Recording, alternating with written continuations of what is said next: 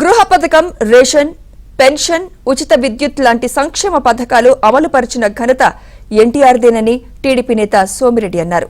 నెల్లూరు జిల్లా గుడిపల్లెపాడులో ఎన్టీఆర్ వర్ధంతి కార్యక్రమాన్ని నిర్వహించారు.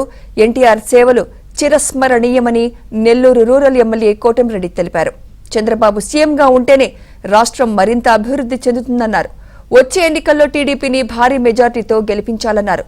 ఎన్టీఆర్ స్థాపించిన టీడీపీలో ఉన్నందుకు గర్విస్తున్నానని తెలిపారు. అనంతరం ఎన్టీఆర్ విగ్రహానికి పూలమాలలు వేసి ఘనంగా నివాళులర్పించారు.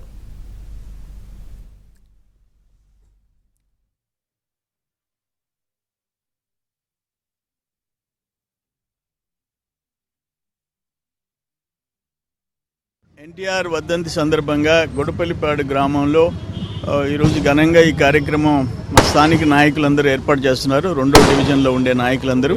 దీనికి ముఖ్య అతిథిగా మన రూరల్ శాసనసభ్యులు గౌరవనీయులు శ్రీధర్ రెడ్డి గారు కూడా అటెండ్ అయినారు. మాకు సంతోషం ఏంటంటే ఎన్టీఆర్ అంటే ఒక చరిత్ర. ఈ రోజుకి ఒక రేషన్ కార్డు అంటే ఎన్టీఆర్ గారి సృష్టి. ఒక పింఛను 30 రూపాయలతో మొదలుపెట్టాయంటే ఎన్టీఆర్ గారు. ఒక పక్క గృహ నిర్మాణం, దేశంలో స్లాబ్ పోసిన ఇళ్ళు అంటే ఎన్టీఆర్. ఆ రోజు ఒక కేంద్ర మంత్రి విమానంలో వచ్చి దిగుతూ దేశంలో ఎక్కడ ఒక్క స్లాబ్ పోసిన ఇళ్ళు ఉన్నాయంటే అది ఆంధ్రప్రదేశ్, అది ఎన్టీ రామారావు గారు గుర్తుకొస్తారని చెప్పిన సందర్భం మర్చిపోలేము. దేశంలో మహిళలకి తల్లిదండ్రులు ఇచ్చిన ఆస్తిలో పురుషులు మహిళలు సమానం అని చెప్పి ఆస్తి హక్కు కల్పించినోడు, మాండలిక వ్యవస్థ తెచ్చినోడు. ఆ పార్టీలో మేమందరం ఉండటం డెఫినెట్గా ఆయన ఆశీస్సులు. మళ్ళీ తెలుగుదేశం అధికారంలోకి రాబోతుంది. ఈ రాష్ట్ర భవిష్యత్తుని మళ్ళీ పునర్నిర్మాణం చేసే పరిస్థితులు ఆయన ఆశీస్సులు మాకు ఉంటాయని చెప్పేసి నేను తెలియజేస్తున్నాను.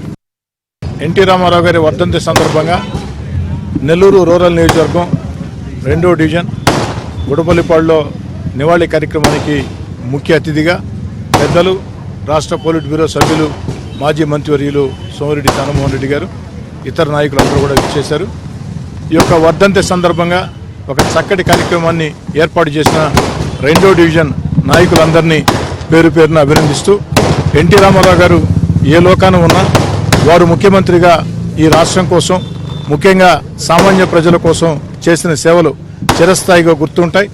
ఎన్టీ రామారావు గారి ఆశయాలతో ప్రారంభమైన తెలుగుదేశం పార్టీలో నాకు అవకాశం రావటం చాలా సంతోషంగా ఉంది. ఆ యొక్క ఎన్టీ రామారావు గారి ముఖ్యమంత్రిగా ఈ రాష్ట్రం కోసం, ప్రజల కోసం చేసినటువంటి సేవల్ని గుర్తుకు తెచ్చుకుంటూ వారు ఏ లోకాన ఉన్నా ఎప్పటికి కూడా చిరస్థాయిగా ఆంధ్ర రాష్ట్రంలో వారి పేరు నిలిచిపో